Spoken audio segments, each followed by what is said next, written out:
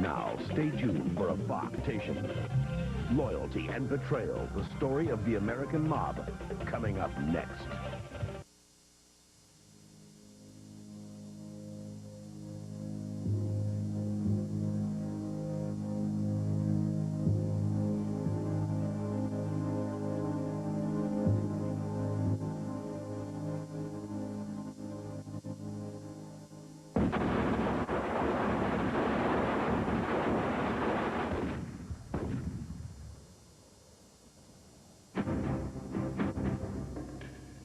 We're not animals. We do what we got to do. We're not the nicest people in the world, but that's part of the business.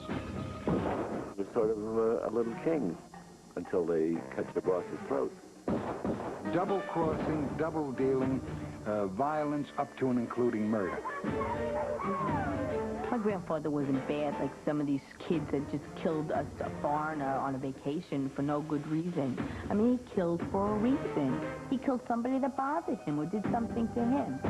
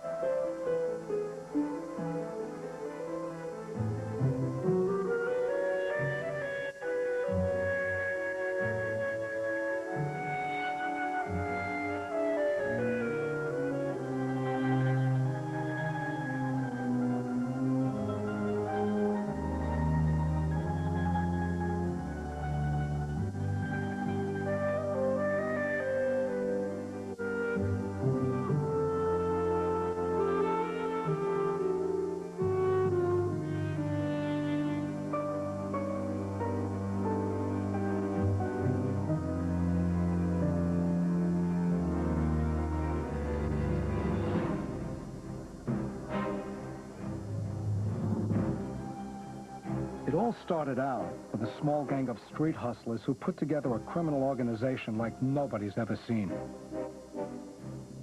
They kept their mouths shut, followed a deadly code of honor, did whatever they could to stay out of the spotlight.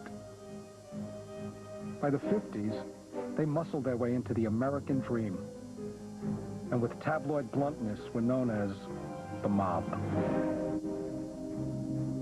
The old godfathers rose to riches on a sea of booze. Their kids will drown in a spoonful of dope. There's a direct line from the days of bootleg whiskey to the ruined cities, ruined lives we see today. It's a story only insiders can tell. A story of loyalty and respect, of brutality and betrayal.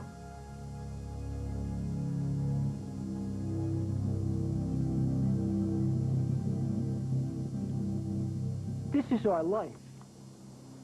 This is how things are in La Cosa Nostra.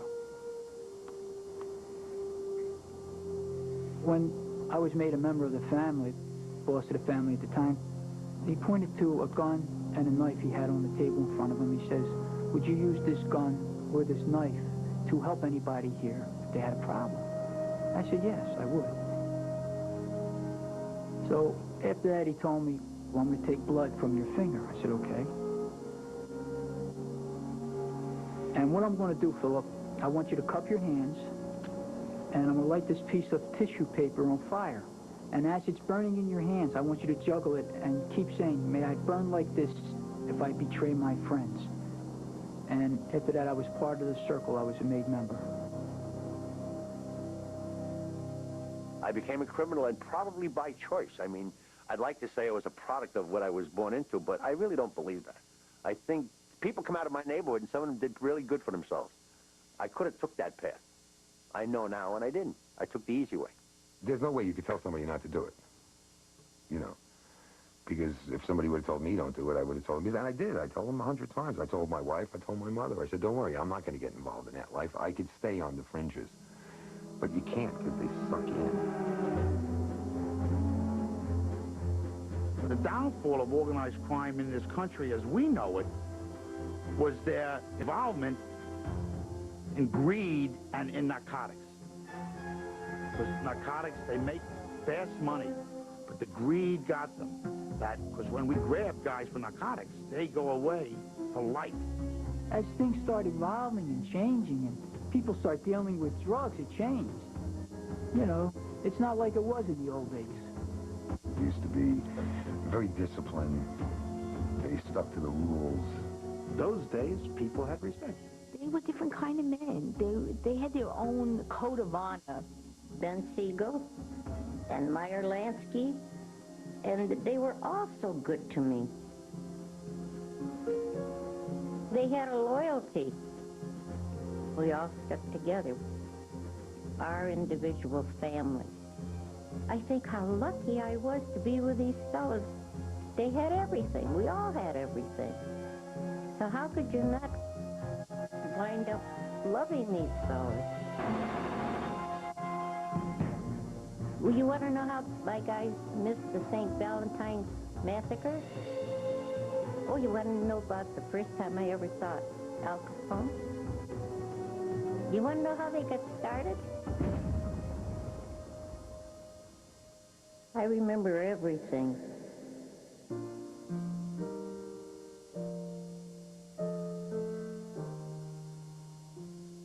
As a little girl growing up in a small town in upstate New York, Bea dreams of being a dancer.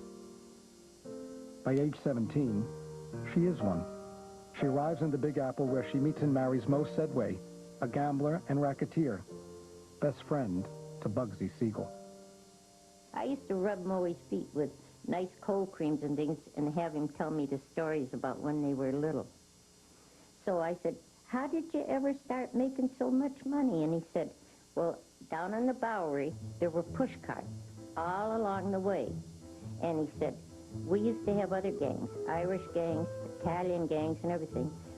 But we, the Jewish kids, charged the push cart dealers $1. And we would keep all the other gangs from stealing off their push carts. Charged $1. It's the old protection racket. Extortion. All the gangs do it. It doesn't matter whether you're Jewish, Irish, or Sicilian. Sicilians, 99.9% of them, like my grandfather. When they came here for their families. It was their intention to work hard to make sure their kids had a better life, that their kids could go to college, become doctors, lawyers, engineers, whatever. A small percentage of them wanted America for themselves, not for their kids. They were very ambitious men. They wanted to grab what they could. They got into La Cosa Nostra.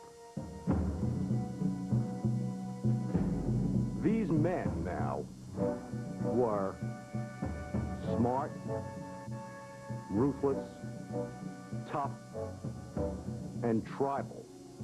Unlike anything the other ethnic Americans had ever seen, really.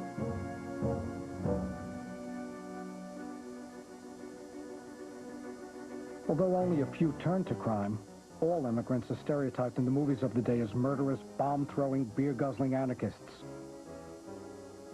They're different, therefore suspicious.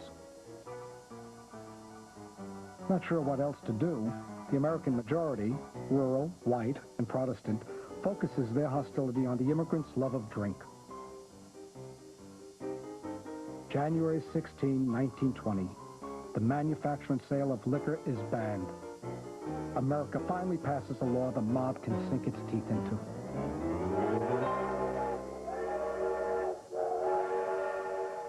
It's a nutty law. The sale of booze is prohibited, but not drinking itself. Drinkers keep drinking. To hell with the law. America's attempt to write cheap moralism into the Constitution is about to run full speed into one simple, unavoidable fact.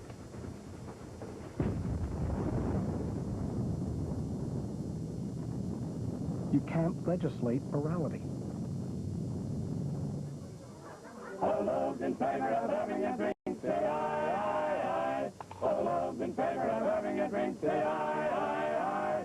Take our drinks and think our things with glasses raised on high. All those in favor of having a drink, say aye, aye, aye. Governors, representatives, and the congressmen of this country, I think they're all wet.